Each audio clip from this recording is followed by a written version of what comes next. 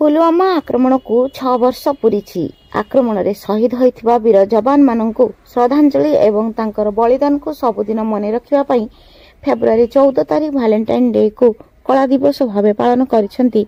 बालेश्वर जिला Baliapal block Subarnarekha college रो छात्र छात्री एवं अध्यापक और अध्यापिका माने कॉलेज परिसर मध्य दीप प्रज्वलन करी शहीद मानक अमर आत्मार सद्गति निमंते नीरव प्रार्थना करा जायतिला।